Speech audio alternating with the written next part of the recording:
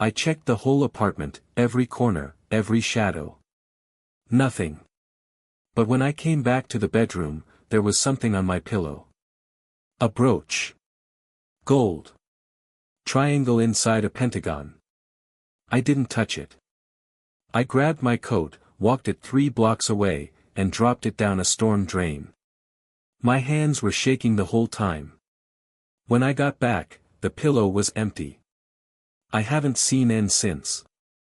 I haven't seen the demon either, not directly. But every now and then, in the reflection of a shop window or a dark mirror, I catch the shape of something tall, head tilted, watching me. I tell myself it's just paranoia. But I've started leaving my apartment before sunset and coming home after sunrise, like maybe it can't follow me in daylight. It's only a matter of time, though. I can feel it. Some jobs leave you richer. Some leave you smarter. This one left me with nothing but the knowledge that there are doors you can open without even knowing it, and once you've opened them, they don't close. I'm still a thief. It's in my blood. But these days, I'm a little more careful about the houses I break into. Because now I know there's something else out there breaking into us. And it's much, much better at it. The first thing I saw when my car crossed the Indiana state line was a man standing in the middle of the road. Or at least, I thought it was a man. My headlights caught him at the very last second, a tall figure draped in layers of shredded fabric, crimson, turquoise, sickly yellow, fluttering wildly in the wind. I slammed the brakes so hard my seatbelt nearly cut into my chest. The car skidded, tires shrieking, gravel spitting in all directions. But he didn't move. He just stood there, facing me. And then I realized the problem. He didn't have a face. No eyes, no mouth, no nose, not even the vague shape of a skull beneath the cloth. Just a stretched, pale oval like wet paper glued over something that wasn't quite shaped like a human head. For several seconds I could only stare at him through the windshield, my breath fogging the glass. My brain refused to categorize him as a scarecrow, or a decoration, or anything else that made sense. Something about the way he breathed, the slow rise and fall of his shoulders, told me he was alive. And then, just as I fumbled for the reverse gear, the thing lifted one long, cloth-wrapped arm and pointed to my right. Straight into the cornfields. Straight into the darkness. Straight toward the place I had been trying, against all logic and instinct, to find. The unincorporated township of Merchandise. A town that wasn't on any map. A town that, according to the man who wrote to me, shouldn't exist at all. That was how my journey began. But the real story started the morning before, when my life collapsed so hard and so quickly that running away to a non-existent town felt like a reasonable decision. I woke up 10 minutes before my alarm, the soft gray light spilling through the curtains.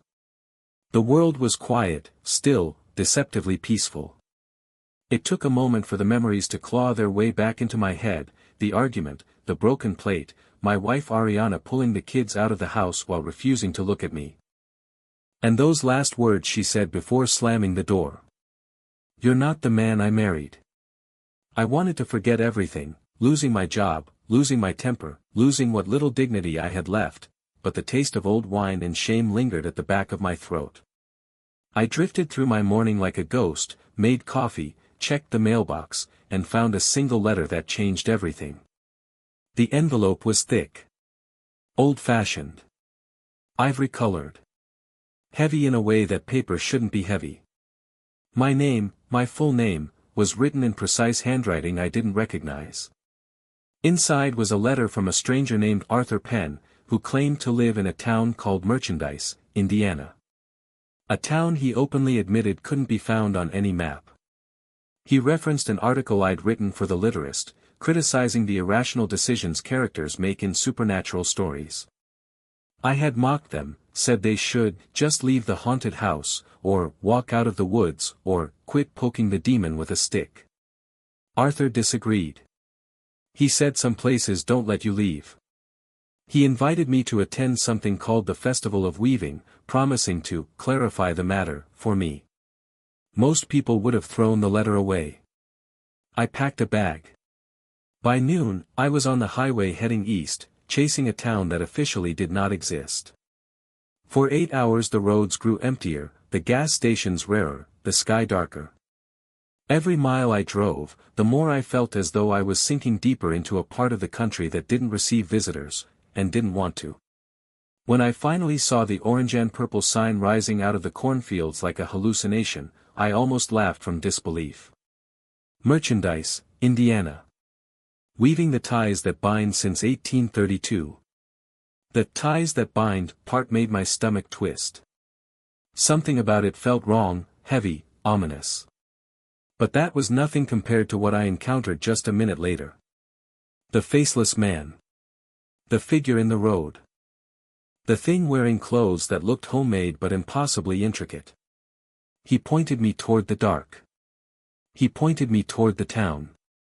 He pointed me toward a place that felt like it was waiting for me.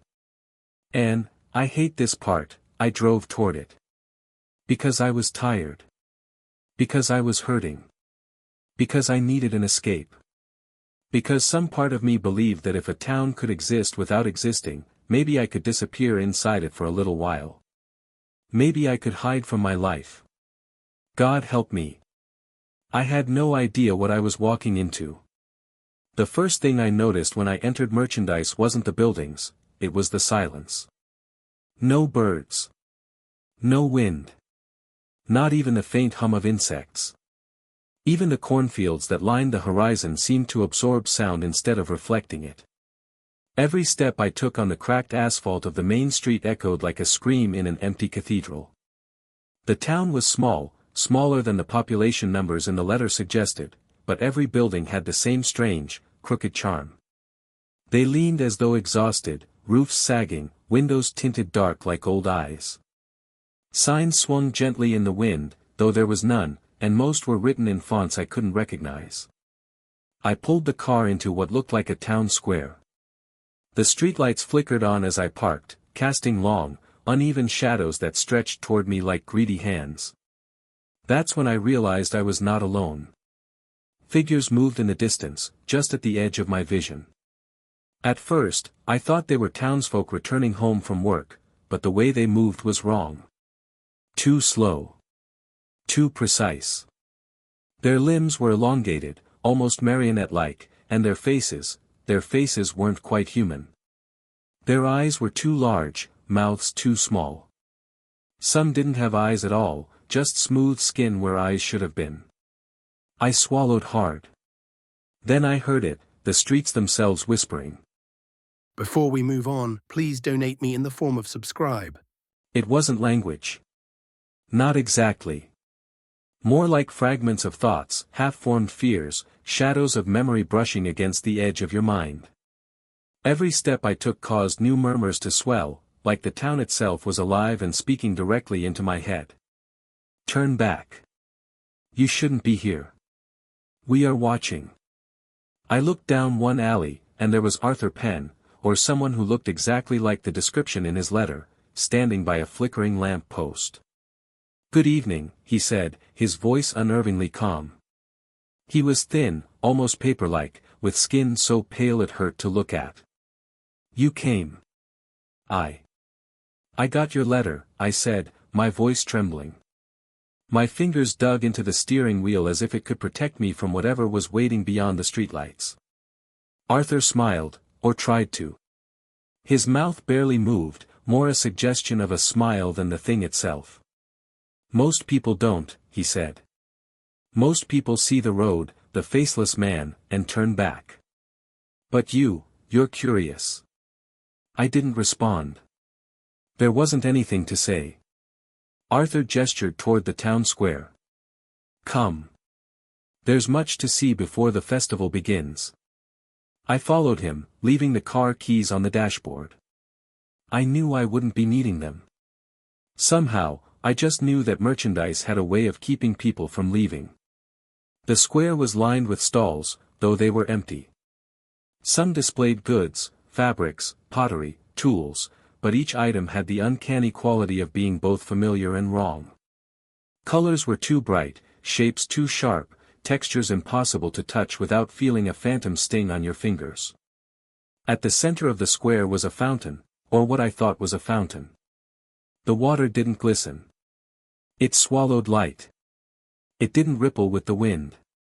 It was perfectly still, yet it seemed to pulse in time with my heartbeat. And then I saw them, the townspeople gathering around the fountain. Their movements synchronized, like puppets guided by invisible strings. They didn't notice me at first, but the whispers in the air grew louder. Now I could distinguish fragments, repeated phrases over and over. Weave the ties. Bind the threads. Do not break the pattern. Arthur leaned close. The festival of weaving is not what you think. It's a test. Merchandise does not welcome strangers lightly. I tried to speak, but my mouth wouldn't cooperate. Words felt like stones in my throat. They will watch you, he said. They always watch. And the faceless man, he nodded subtly toward the street behind me. He shows you the way in, but he also measures how much you can handle before the town decides your fate. I turned slightly. The man, or thing, was gone.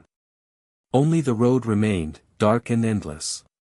Arthur continued, ignoring my glance. Stay close, and follow the rules. Do not touch the threads. Do not look into the fountain for too long. Do not speak unless spoken to. They do not take kindly to those who disobey. What happens if someone breaks the rules? I asked, my voice finally escaping as a whisper. Arthur's smile widened, but again, it was more suggestion than reality. They disappear. Sometimes forever. Sometimes, they become part of the weaving. And sometimes, they come back as something unrecognizable. I've seen it. And I've heard it. And you may see it yourself if you're not careful. I swallowed again, feeling the weight of the town pressing in. My instincts screamed to turn around, to run back to the car, to the highway, to any place that existed outside of this warped, pulsing reality. But the square had a strange gravitational pull. Every step forward felt both necessary and terrifying, as if the town itself was leading me towards something I didn't want to see but couldn't avoid. The townspeople had finished their circle around the fountain. Now, one by one, they started weaving thin, silver threads between themselves. The threads shimmered unnaturally, glowing faintly in the dim light, connecting wrists, necks, shoulders, forming a vast, intricate web that seemed to stretch beyond the edges of the square, beyond the edges of the town. And I understood, with sudden, bone-deep clarity. This was not a festival for celebration. This was a festival for binding. And I, a stranger, was already entangled. The threads pulsed with a strange energy, faintly vibrating against the air, like a heartbeat I could feel through the soles of my shoes. Every strand shimmered as though alive, twisting in impossible patterns, reflecting glimpses of me, my face, my hands, my terrified eyes, fragmented and distorted.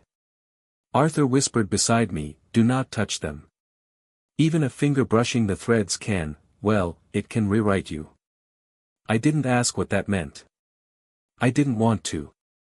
Instead, I forced my legs to move, stepping closer to the fountain's edge, careful not to let the threads brush against me. The whispers in the air grew louder, more insistent. I could no longer distinguish between the town's voice and my own thoughts. It was as if the town was crawling inside my mind. Turn. Step. Do not look.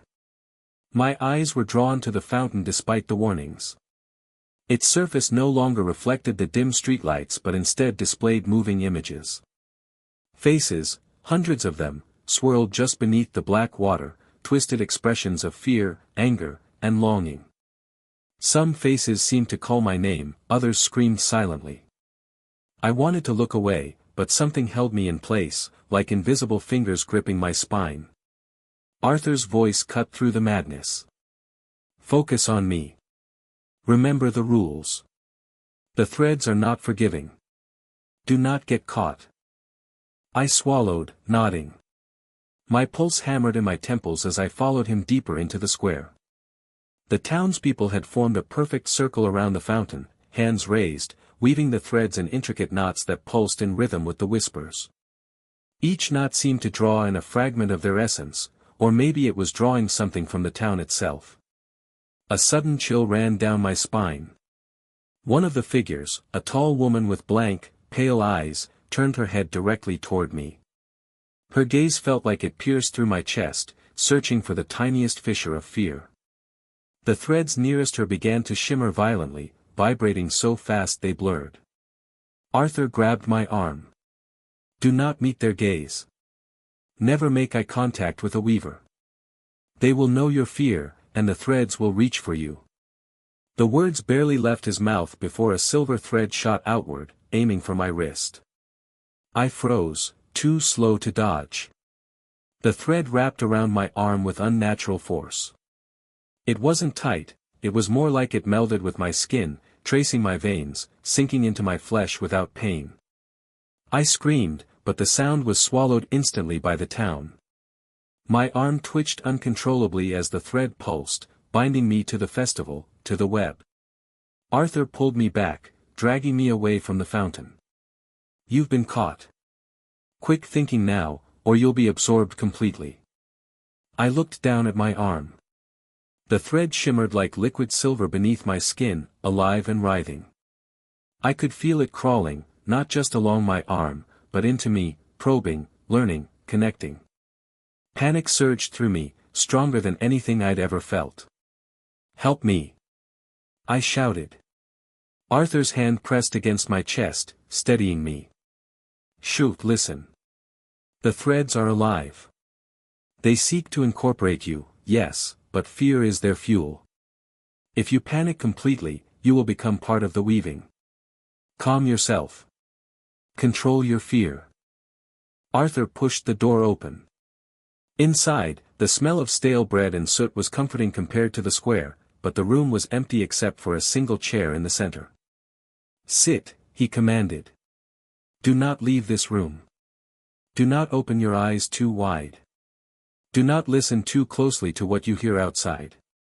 The threads will come, and you must not give them more than a fragment of your attention. Understand? I nodded, unable to speak. My body shook uncontrollably, half from adrenaline, half from exhaustion. Arthur gave a faint, sad smile. The town tests everyone who enters. Most fail. You may not succeed, but at least, for now, you are still yourself. The door closed behind him, and the room fell into a heavy, unnatural silence. For the first time since I arrived, I felt alone. But I also felt the town. Felt its pulse, its hunger, its patience. I knew then that even in this temporary sanctuary, I was not free. Outside, the festival of weaving continued, threads stretching and pulsing, whispering promises and threats in a language older than memory. And somewhere, deep in the town, I knew that the faceless man was still watching. I stayed in that small bakery room for what felt like hours, though I knew time had little meaning in this town. Every now and then, I could hear the faint hum of the threads from the square outside, a low, vibrating pulse that seemed to sync with my own heartbeat. The whispering had not stopped. It had only changed, becoming subtler, insidious, like shadows brushing against the edges of my mind. I was beginning to understand what Arthur meant when he said the town rewrote people. It wasn't just the threads. It was the air, the walls, the very ground. Every object, every reflection, every sound carried fragments of the town's consciousness. And now, I was part of it, however slightly. The room was empty except for the single wooden chair. I sat and tried to calm myself, keeping my eyes low and my breathing steady. Before we move on, please donate me in the form of subscribe. But the longer I stayed, the more the walls seemed to shift. They weren't moving visibly, but the angles felt wrong, subtly twisted. Shadows gathered in corners that had no source. Sometimes, I thought I saw shapes moving just beyond the doorframe, and every time I looked, there was nothing, but I knew the town had eyes everywhere. After what felt like a long while, a soft knock echoed from the door. My heart skipped. I wasn't sure if I should respond. Do you want to leave? Arthur's voice whispered from the crack beneath the door. I hesitated. I don't know. Where would I go? The House of Mirrors. You will see it soon. It's safer than the square, but only if you are careful. I cannot come with you further. I swallowed and pushed open the door. The hallway beyond was dimly lit, narrow, and smelled faintly of mildew and rust. Arthur's figure receded immediately, blending into the shadows. Go straight.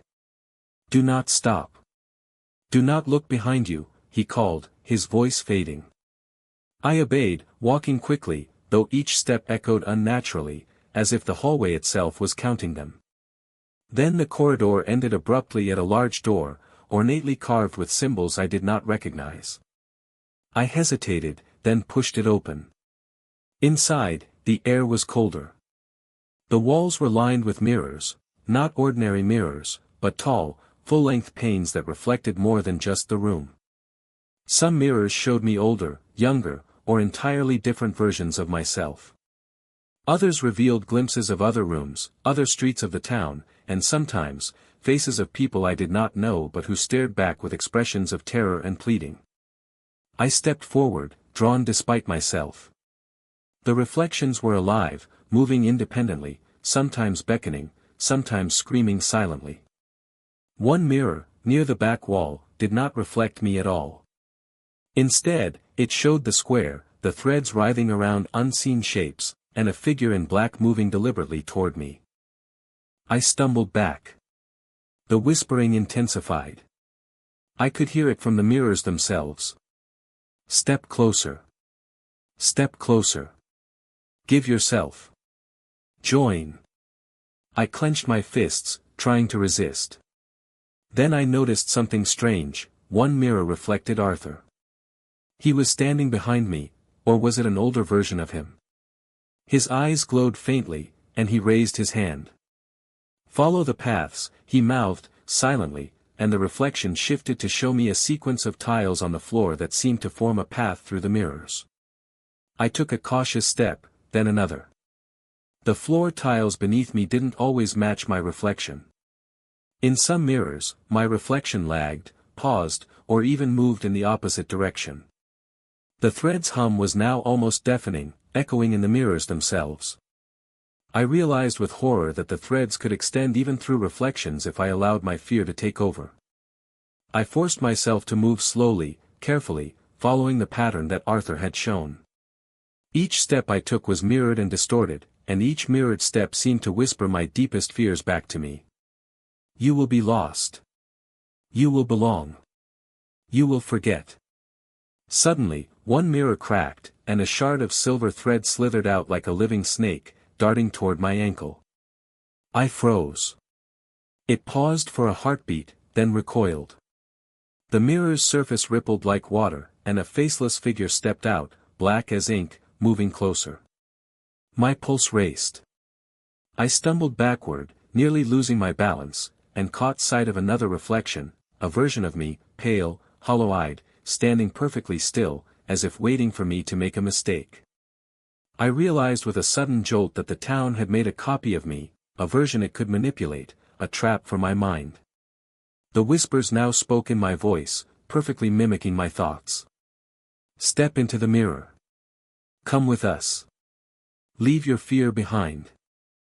I forced myself to look away, closing my eyes for a moment. When I opened them, the mirror path still lay ahead, leading deeper into the labyrinth. The threads from the square had not reached here fully, but their presence was felt, pressing, watching, whispering. I kept moving. Every step was a test, a negotiation with the town itself. Every mirror could be a trap, every reflection a lie.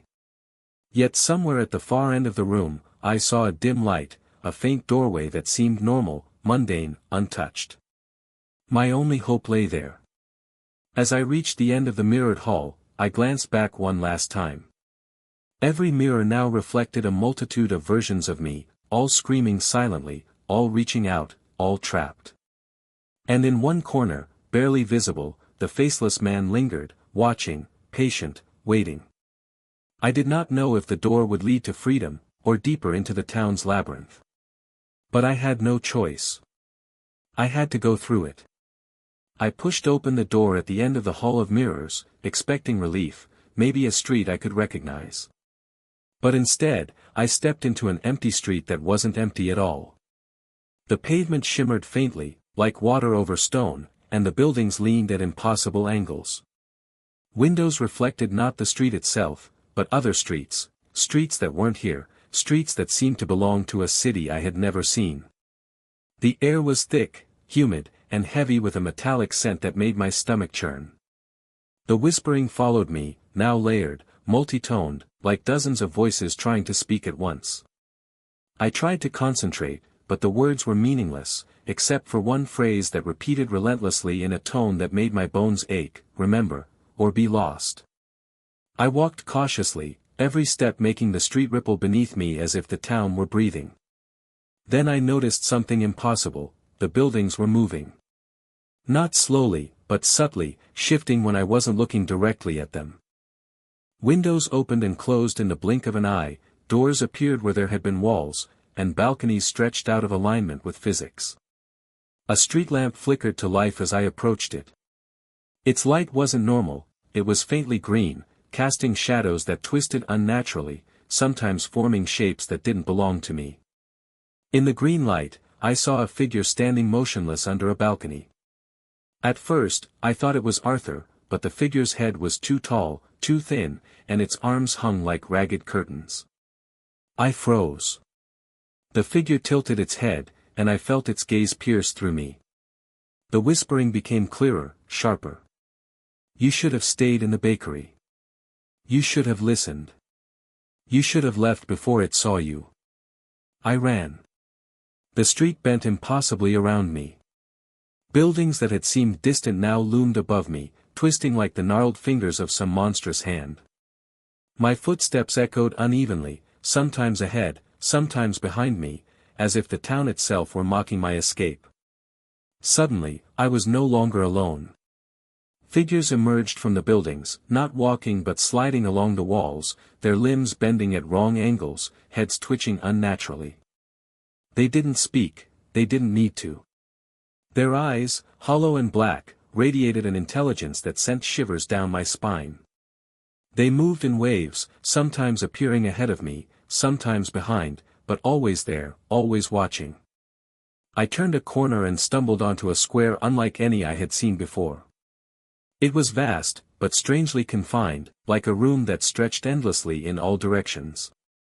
At its center stood a massive fountain, dry and cracked, but within it writhed the threads I had first seen in the bakery square. They glowed faintly in shades of violet and silver, writhing like serpents waiting to strike. And then I saw it, the faceless man. He stood at the edge of the fountain, taller and broader than before, his form more defined. He was not human, though he wore the semblance of one, a black suit, polished shoes, and a featureless white mask. His hands were long, unnaturally long, fingers like claws. He didn't move toward me, but I felt every inch of his attention fixed on me. I knew instinctively that this was no ordinary being. This was the town. This was the consciousness that controlled everything. Every thread, every shadow, every reflection, it flowed from him. And now he knew I was here. Panic surged, but I forced myself to think. Arthur's warnings came back to me: follow the paths. Do not touch the threads. Do not look directly into its eyes. I realized that the fountain threads were a test. If I reached them, I would be trapped, absorbed. If I avoided them, perhaps I could escape. I ran, keeping the fountain on my right. The square seemed endless. Buildings and streets unfolded like origami around me, shifting with every step. Figures followed silently, sliding through walls and across rooftops, their black eyes tracking my every movement. Then I noticed something strange: footprints in the pavement. Not mine, smaller, more delicate, like a child's, but they appeared and disappeared ahead of me, forming a path. And for the first time, I felt a shred of hope. Someone, or something, had navigated this place before me and left a trail. I followed the footprints, careful to avoid the threads that licked at the edge of the square. The whispers grew louder, angrier now. Do not escape. You belong. You are ours. Suddenly, the ground beneath me shifted violently, and I fell forward into darkness. I landed hard, scraping my hands and knees. When I looked up, I realized I was no longer on the street. I had fallen into an alleyway, narrow, suffocating, lined with buildings that leaned so close together that no light could penetrate. And in the alley's shadows, I saw dozens of eyes. They blinked, then disappeared, leaving nothing but the echo of their gaze. I knew then that I was not just being watched, I was being hunted. The town wanted me to panic, to make a mistake. I had to stay calm. I had to keep moving. But as I turned the corner, I froze. There, at the far end of the alley, was the next doorway. Unlike the last, it was ordinary, wooden, simple, unassuming. But something about it screamed danger. I could feel it, the same low hum I had felt in the bakery, now growing louder, vibrating through my bones. And behind the door, I knew the town's true heart awaited. I stood before the plain wooden door, my hands shaking, the whispering reaching a deafening crescendo in my mind. Every instinct screamed to turn away, to flee, but I knew this was the only way. The footprints had led me here. Someone, or something, had meant for me to confront whatever was behind this door. Taking a deep breath, I pushed it open.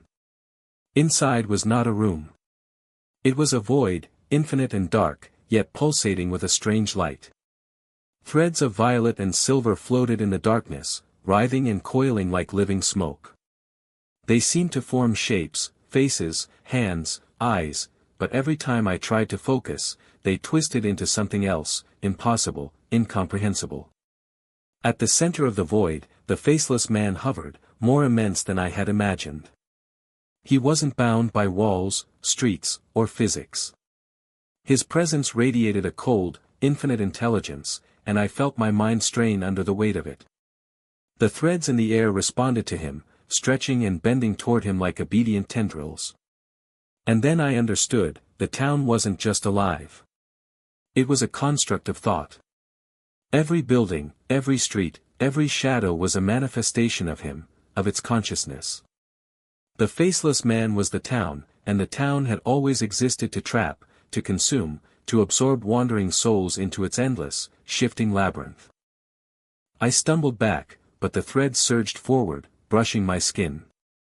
The whispers pierced deeper, clearer now. You belong, you are ours, stay with us, be remembered, or be forgotten. Panic flared, but I clenched my fists. I remembered Arthur, the warnings, the footprints. There was a way out. Follow the paths. Avoid the threads. Do not look into its eyes. I forced myself to look down, ignoring the faceless man. The threads writhed at my feet, but they didn't reach me yet. I ran, feeling the void stretching infinitely around me. With every step, the whispers twisted into screams, and the faceless man's presence pressed closer, tangible, suffocating. I rounded a spiral of threads, following an invisible path that my mind somehow recognized. Memories of the town streets, of the bakery, of the alleyways, guided me like a map. I could feel the threads trying to catch me, to pull me into their writhing mass, but I ignored them, focusing only on the footprints, on the path someone had left behind. Then I saw it, a faint glow in the distance. The void began to thin, edges of walls and streets emerging as if the town itself was reluctantly allowing me passage. The whispers became frantic, desperate. No. You cannot leave. You do not exist. You are ours. I ran faster. The faceless man's form began to warp and distort, its arms stretching impossibly long, its body twisting like smoke. I could feel its will clawing at my mind, trying to bend my perception, to trap me forever. But the path held, and I followed it with every ounce of my strength. Finally, I saw the sky, or at least what I thought was sky. A pale, Gray light poured over a street that looked ordinary, normal. The town's whispers reached a fever pitch, then cut off abruptly. The threads recoiled, and I felt a sudden emptiness, like a vacuum pulling at the edges of my senses. I stumbled out onto the street, and for the first time in hours, or days, I couldn't tell, I felt air that wasn't heavy, light that wasn't sickly green, and silence that wasn't whispering threats. The faceless man was gone. The streets no longer shifted. The buildings no longer leaned or twisted. I looked around. The town I had entered, the impossible, breathing labyrinth, was gone. In its place was a real town, quiet and unremarkable. A few cars passed by, people walked dogs, and children laughed in a park. The ordinary normalcy was almost jarring. But something was wrong. I remembered the threads, the whispers, the eyes. I knew the town hadn't released me entirely. Part of it had followed me. I could feel it in my mind, a faint, cold pulse, always at the edge of my consciousness. I stumbled to the edge of the town, leaving the streets behind. As I did, I saw something in a window, a figure standing still, faceless, its white mask gleaming faintly. It wasn't moving, but I could feel its gaze, calculating, patient, waiting for me to falter. I realized the terrifying truth: the town didn't exist on a map. It didn't exist in time. But it existed in the spaces between, in the minds of those who wandered too far, who saw too much. I had escaped, but only barely. A part of me was still there, woven into its threads, a whisper in its labyrinth. I never speak of it. I never return. But sometimes, at night, I feel the threads reaching out, faintly, tugging at the edge of reality, whispering my name. And I know one thing with certainty: towns like that don't forget. And neither do the faceless men who dwell within them. I survived. But I will never truly leave. The Silent Screams, the channel of interesting horror stories. If you are new on this channel, then don't forget to subscribe The Silent Screams and press the bell icon for interesting stories.